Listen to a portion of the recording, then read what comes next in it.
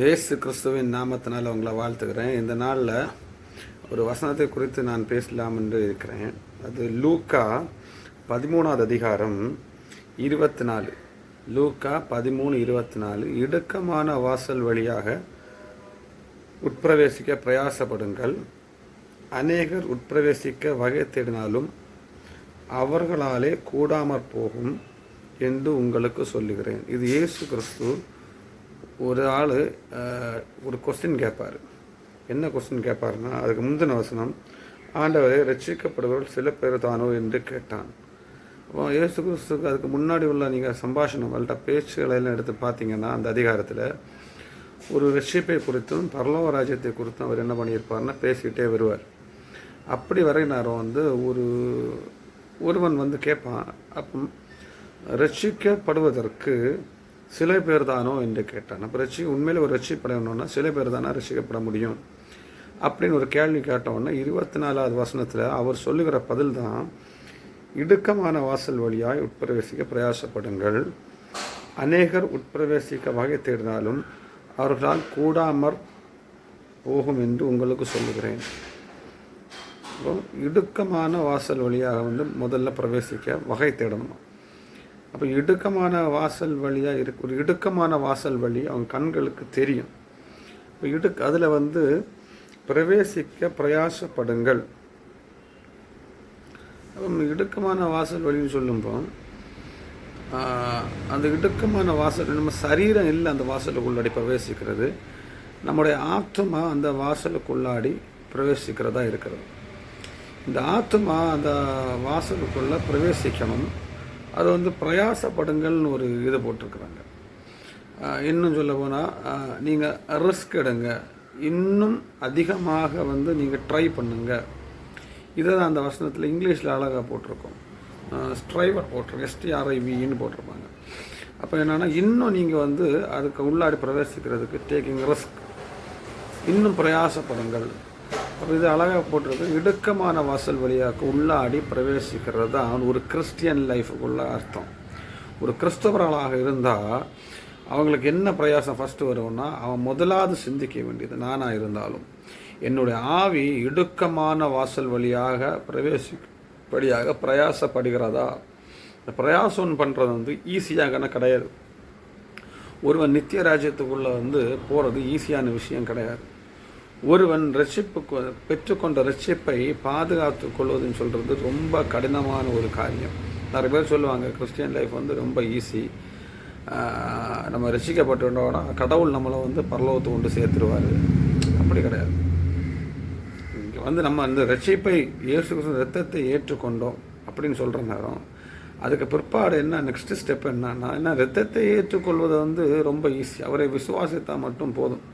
நீர் தான் மெய்யான தேவன், விசுவாசத்தை மட்டும் போதும். ஆனால் இடுக்கமான வாசல் வழியாக உட்பிரவேசிக்க பிரயாசப்படுங்கள். அநேக பேர் இடுக்கமான வாசல் வழியாக உட்பிரவேசிக்க பிரயாசப்பட்டு கொண்டிருக்கிறார்கள். அப்படின்னா பரலோகத்துக்கு போக வழி அவங்களுக்கு தெரியுது. எப்படி தெரியும்? வசனத்தின் மூலியமாக என்னென்ன காரியங்களை நம்ம செய்தால் இதுதான் தேவனுக்கு பிடித்தமான காரியம், என்னென்ன காரியம் தேவனுக்கு பிடிக்க இல்லாத காரியம், வசனத்தின்படி ஜீவிக்க பிரயாசப்படுகிறது தான் இடுக்கமான வாசல் வழியாக பிரயாசப்படுகிற ஒரு அனுபவம். இன்னும் ஆழமாக சொல்ல போனால், நம்ம இடுக்கமான வாசல் வழியாக போகிறதுக்கு பிரயாசப்படுறோன்னு சொல்கிறவங்க வசனத்தின்படி ஜீவிக்கிறதுக்கு ட்ரை பண்ணுறவங்களா இருக்கிறாங்க. ஏன்னா வசனம்தான் என்ன எங்கே கொண்டு போகும், நானே வழியும் சத்தியமும் ஜீவனுமாக இருக்கேன் அப்படி சொல்கிறேன். நானே வழியும் சத்தியம் இயேசு கிறிஸ்து சொல்கிறாரு. அந்த இயேசு கிறிஸ்து நமக்கு என்ன கொடுத்துருக்கிறாருன்னா வசனங்களை கொடுத்துருக்கிறார். என்ன அல்லாமல் யாரும் எங்கே போக முடியாது, மந்தைக்குள்ளாடி வர முடியாது. அப்போ இன்னும் ஆழமாக சொல்ல போனால், இயேசு கிறிஸ்து உள்ளாடி போகிறது தான் இடுக்கமான வாசல் வழியாக பிரவேசிக்கிற ஒரு அனுபவம். அப்படின்னா இயேசு கிறிஸ்துவின் சத்திய வசனத்தின் படி ஜீவிக்கிறது. அவர் தான் ஜீவன், அவர் தான் வழி. அந்த வழி உள்ளாடி போகிறதுக்கு நான் என்ன பண்ணணும், இந்த வசனத்தின்படியாக ஜீவித்தாக வேண்டும். இப்படி பார்க்குற நேரம் தான் என்னன்னா, அந்த இடுக்கமான வழின்னு சொல்கிறது வசனத்தின்படியாக ஜீவிக்கிற ஒரு வாழ்க்கை. இந்த வசனத்தின்படியாக ஜீவிக்கிற வாழ்க்கையில் என்ன கொடுத்துருக்குறாங்க, அநேகர் உட்பிரவேசிக்க வகை தேடினாலும் அவர்களால் கூடாமற் போகும் என்று உங்களுக்கு சொல்லுகிறேன். இப்போ வசனத்தை அறிந்தவர்கள், இயேசு கிறிஸ்துவை அறிந்தவர்கள், இயேசு கிறிஸ்துவ குறித்து ரொம்ப நிறைய பேர்கிட்ட சுவிசேஷம் சொல்லவங்களாக இருக்கலாம், இயேசு கிறிஸ்துவை துதித்து பாடினவர்களாக இருக்கலாம், அற்புத அடையாளங்கள் செய்தவர்களாக இருக்கலாம். யாராக இருந்தாலும் அதில் என்ன போட்டிருக்குன்னா, யாராக இருந்தாலும் அந்த வாசல் வழியாக பிரவேசிக்க நீங்கள் வகை தேடி இருக்கிறீங்களா? அதுக்கு அர்த்தம் என்னன்னா, அது இடுக்கமான வழி, ரொம்ப கஷ்டமான வழி. அதுக்கு உள்ளாடி நிறைய பேர் பிரயாசப்படுறாங்க, உள்ளாடி போகிறதுக்கு ட்ரை பண்ணுறாங்க. ஆனால் என்ன ஆகுது, நிறைய பேருக்கு கூடாமல் ஆகுது. அது காரணம் என்னென்னா, வசனத்தை அறிந்தனால ஒருவன் நித்தியத்துக்குள்ளே போக மாட்டான், இயேசு கிறிஸ்துவை அறிந்தனால நித்தியத்துக்குள்ளே போக மாட்டான். இயேசு கிறிஸ்துவை அறிந்தனால என்னென்னா மகிமைப்படுத்தப்பட மாட்டான். வசனத்தின்படியாக ஜீவிக்கிறணும், வசனத்தின்படியாக நம்மளோட வாழ்க்கையை மாற்றிக்கொள்ள வேண்டும். வசனத்தின்படியாக நம்மளோட ஆவி, ஆத்மா, சரீரம் மூணத்தையும் பரிசுத்தமாய் பாதுகாத்து கொள்ள வேண்டும். இந்த ஒரு லைஃப்பை கொண்டு வர்றது ரொம்ப கஷ்டமான ஒரு காரியம். அதான் பிரயாசப்படுங்கள். வசனத்தின்படியாக உங்கள் வாழ்க்கையை மாற்றிக்கொள்வதற்கு நாம் என்ன பண்ணிகிட்ருக்குறோம், அதான் ரொம்ப இன்க்ளூடிங் நானாக இருந்தாலும், வசனத்தின்படியாக நான் என்னுடைய வாழ்க்கையை மாற்றினேன்னா, வசனத்தின்படியாக என்னோடய ஆத்மாவை நான் மாற்றினேன்னா, வசனத்தின்படியாக எனக்கு சுபாவத்தை மாற்றினேன்னா, வசனத்தின்படியாக நான் செய்கிற காரியங்கள் இன்னொரு ஆளுக்கு பிரயோஜனம் உள்ளதாக இருக்கிறதா, வசனத்தின்படியாக தேவனுடைய நாமம் மகிமைப்படுத்தப்படுகிறதா, இதுதான் ரொம்ப முக்கியம். இந்த வசனத்தின்படியாக நம்ம வாழ்க்கையை மாற்றிக்கொள்வதுன்னு சொல்கிறது ரொம்ப கடினமான ஒரு காரியம். ஏன்னா இயேசு கிறிஸ்து வசனத்தின்படியாக அவருடைய வாழ்க்கையை நடத்தினார். ஏன்னா பரிசுத்த ஆவியானவர் அவருக்குள்ளாடி வந்தார். வசனத்தின்படியாக இயேசு கிறிஸ்து வாழ்ந்த பொழுது பிதாவின் சித்தத்தின்படி, வசனத்தின் சித்தத்தின்படி இயேசு கிறிஸ்து தம்முடைய வார்த்தையை வாழ்க்கையை நடைமுறைக்கால் தான் வாழ்ந்து கொண்டிருந்த நேரம் எப்படி இருந்துச்சுன்னு பார்த்தீங்கன்னா, 33 வருஷத்தில் அவர் என்ன பண்ணார், சிலுவையில் அடிக்கப்பட்டார், அவமானப்படுத்தப்பட்டார், துக்கப்படுத்தப்பட்டார், கேவலப்படுத்தப்பட்டார், அடிபட்டார், இரத்தம் சிந்தினார். இன்னொரு ஆத்மாக்கு வேண்டி அவர் என்ன பண்ணுறாராம், இந்த உலகத்தில் மாம்சமாய் இன்னொரு ஆத்மா ஜீவிக்கணும்னு சொல்லிட்டு அவர் என்ன பண்ணுறாரு, தம்மே தாழ்த்துக்கிற ஒரு அனுபவம். இதுதான் வசனத்தின்படி ஜீவிக்கிற மக்களுக்கு வாழ்க்கையில் நடக்க போகிற உண்மையான ஒரு சாட்சி உள்ள ஜீவிதம்னு சொல்ல முடியும். இயேசு கிறிஸ்து வசனத்தின் மூலியமாக நடந்த பொழுது அவருடைய வாழ்க்கை எப்படி மாறினதோ அந்த வாழ்க்கையை தான் அவர் என்ன சொல்கிறாரு, நீங்கள் அந்த வாழ்க்கையை வாழ்ந்து கொண்டு இருக்கணும்னு சொல்கிறதுனால தான் அவர் என்ன சொல்கிறாருன்னா, இடுக்கமான வாசல் வழியாக நீங்கள் பிரவேசிங்க, வசனத்தின் மூலியமாக உங்கள் வாழ்க்கையை நீங்கள் மாற்றிக்கொள்ளுங்கள். இதில் இந்த இடுக்கமான வாசல் வழியாக பிரவேசிக்க வகை தேடுறாங்க தெரியுமா, அவங்க வகை தேடி கொண்டிருக்கிறார்கள். ஆனால் அவர்களால் என்ன பண்ண முடியலை, உள்ளே பிரவேசிக்க முடியலை. காரணம் என்னன்னா, இடுக்கமான வாசல்னு சொல்கிற நேரம் ஒரு சின்ன இடம் தான் இருக்குது. நம்மளோட ஆத்மா உள்ளாடி போகிறதுக்கு, ஆத்மா வசனத்தின்படி கீழ்ப்படிவதற்கு, இந்த வசனத்தின்படியாக நாம் கீழ்ப்படியணும்னா நாம் கொண்டு வருகிற பாவமான அனைத்தையும் பாரமான அனைத்தையும் உதறி தள்ளிவிட்டு நமக்கு நியமிக்கப்பட்ட ஓட்டத்தில் எப்படி போகணுமா, நேர்த்தியாக ஓடணும். இப்படி ஒரு ஓட்டத்தை ஓட தான் தேவன் சொல்லி கொண்டிருக்கிறார். நம்ம பாவத்தை சுமந்து கொண்டும், இந்த உலகத்தில் உள்ள பாரங்களை சுமந்து கொண்டும், இந்த உலகத்தில் உள்ள கேரக்டர், ஆசாபாசங்கள், பொண்ணு, பொருள், இனி என்னென்ன காரியங்கள், இந்த உலகத்துக்குரிய காரியத்தை சேர்த்து வைத்து நம்முடைய சரீரத்திலோ, நம்முடைய ஆத்மாவிலையோ, நம்முடைய பலத்திலையோ நாம் இருதயத்தில் ஏற்றி வைத்து விட்டு நான் நித்தியத்துக்குள்ளாடி போக பிரயாசப்பட்டால் நம்மளால் உள்ளாடி போக முடியாது. இதெல்லாம் இறக்கி வச்சா ஆட்டோமேட்டிக்காக அதுக்குள்ளாடி என்றாகலாம். இன்னும் ஆழமாக சொல்ல போனால், என் நித்திய வாழ்க்கைக்கு வேண்டி நான் இந்த உலகத்தில் உள்ள எல்லா காரியத்தையும் இறக்கி வைக்கிறதா இருந்துச்சுன்னா நான் அந்த இடுக்கமான வாசலுக்கு உள்ளாடி போக முடியும். ஆனால் இது எல்லாம் சேர்த்து இது உலக காரியமான காரியங்களையும் ஒரு கால்லையும் இன்னொரு கால் ஆவிக்குரிய கால்லையும் வழியிலையும் வைத்துட்டு நான் கிறிஸ்டியன் லைஃப்பில் ஓடிக்கொண்டிருக்கிறதா இருந்துச்சுன்னா நான் என்ன சொல்லுவேன்னா, இடுக்கமான வாசல் வழியை பார்க்கவும் முடியாது, கண்டுபிடிக்கவும் முடியாது, அதுக்குள்ளே பிரவேசிக்கவும் முடியாது. அதுக்குள்ளே பரலோகராஜ்யம் வேணும்னு சொல்கிறவங்க, இயேசு கிறிஸ்து அழகாக சொல்கிறாரு பேதுருட்ட, தன்னைத்தான் வெறுத்து தன் சிலுவை எடுத்துக்கொண்டு என்னை பின்பற்றி வருகிறவனுக்கு இன்மையிலும் மறுமையிலும் உனக்கு என்ன பண்ணுறேன், ஆசீர்வாதத்தை கொடுக்குறேன். இன்மையில் 100 மடங்கு ஆசீர்வாதம், துன்பத்தோடு கூடிய 100 மடங்கு ஆசீர்வாதம். மறுமையில் என்னது? நித்திய ஜீவன். அப்போ இயேசு கிறிஸ்துவை ஃபாலோ பண்ணணும் அப்படின்னு நினைக்கிறவங்க, நித்திய வாழ்க்கைக்குள்ளாடி போகணும்னு நினைக்கிறவங்க, இடுக்கமான வாசல் வழியை கண்டுபிடிக்கணும்னு நினைக்கிறவங்க, இடுக்கமான வாசலை கண்டுபிடித்து அதன் பிற்பாடு அதுக்குள்ளே உள்ளே போகணும் அப்படின்னு வகை தேடி கொண்டிருக்கிறவர்களுக்கு நான் ஒன்று சொல்ல முடியும்.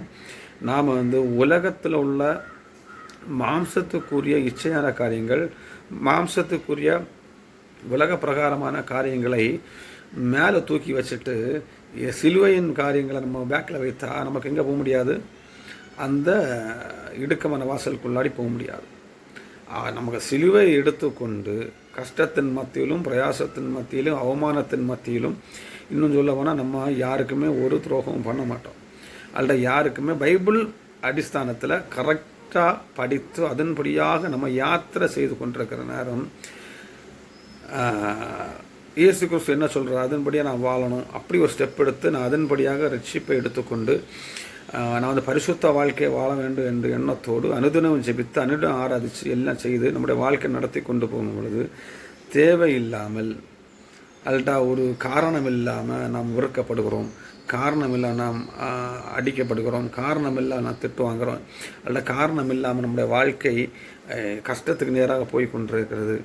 அப்படின்னு இருக்கிற நேரமும் நம்ம ஒன்று யோசிக்கணும், நான் கரெக்டான ட்ராக்கில் போயிட்டுருக்கிறேன்னு அர்த்தம். அப்படி போயிட்டுருக்கிற நேரம் நான் சறுக்கி விழாதபடி இருப்பதற்கு பரிசுத்த ஆவியை பிடித்து கொண்டு நான் நடக்கிறதா இருந்துச்சுன்னா நான் இடுக்கமான வழிகளுக்குள்ளாடி பிரவேசித்து அதுக்குள்ளாடி நான் நடந்து கொண்டிருக்கிறேன், அல்லது இடுக்கமான வழியின் வாசலுக்கு உள்ளே தாண்டி போயிட்டேன்னு அர்த்தம்.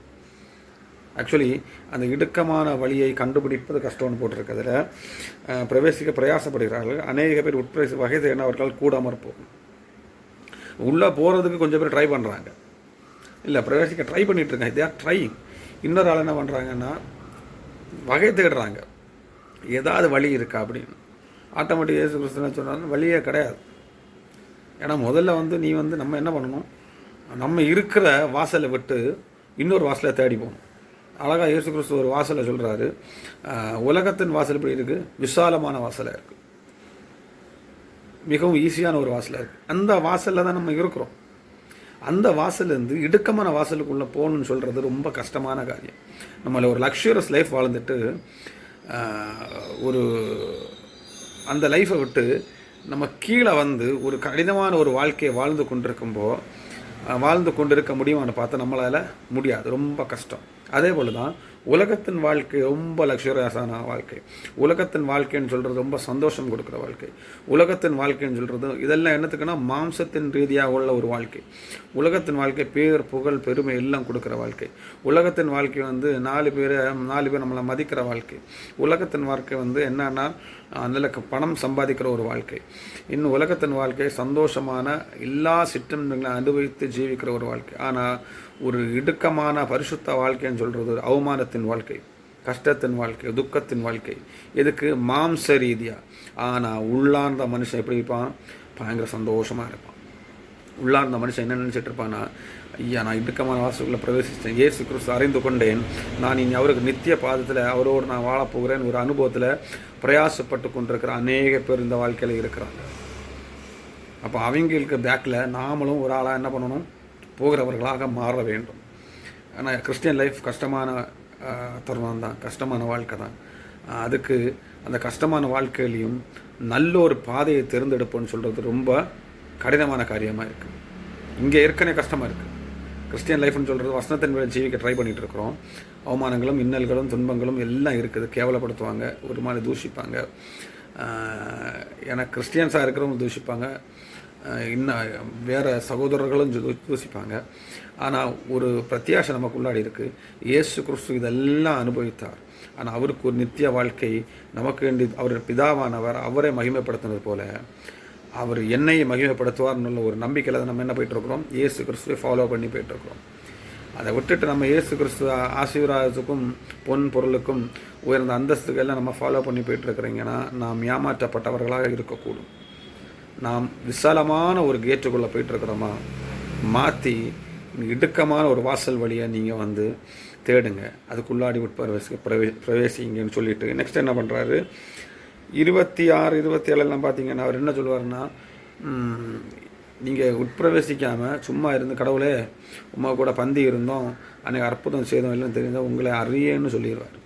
அப்படிப்பட்ட சூழ்நிலை நம்ம தள்ளப்படாமல் இருக்கணும்னா விசாலமான ஒரு வாழ்க்கை ஸ்தலத்தில் இருந்து இடுக்கமான ஒரு வாசலை நோக்கி ஓடுகிறவர்களாக நம்ம மாறிக்கொள்ள வேண்டும். அதை கண்டுபிடிப்பது மாத்திரமல்ல, அதுக்குள்ளாடி போகிறது பிரயாசப்படும். அந்த வாழ்க்கைன்னு சொல்கிறது நித்திய ஜீவனுக்கு நேராக போகிற வாழ்க்கை. இந்த இடுக்கமான வாழ்க்கை, இடுக்கமான வாசலை கண்டுபிடிக்கிறதுனா வசனத்தின்படி ஜீவிக்கிற ஒரு வாழ்க்கை தான் இடுக்கமான வாசல். நானே வழியும் சத்தியம் ஜீவனுமாக இருக்கிறேன்னு சொல்கிறாரு. அந்த வழிக்குள்ளாடி பிரவேசிக்கிறதுன்னு சொல்கிறது வசனத்துக்குள்ளாடி போய் நம்முடைய வாழ்க்கையை மாற்றிக்கொள்வது. தேவன் இதன் மூலம் நம்மளை ஆசீர்வதிப்பாராக. நாம் பெற்றுக்கொண்ட ரட்சிப்பை இழந்து போகாமல் இருப்பதற்கு நம் இடுக்கமான வாசல் வழியாக பிரவேசிக்கிறவர்களாக இருக்கட்டும். ஆமென்.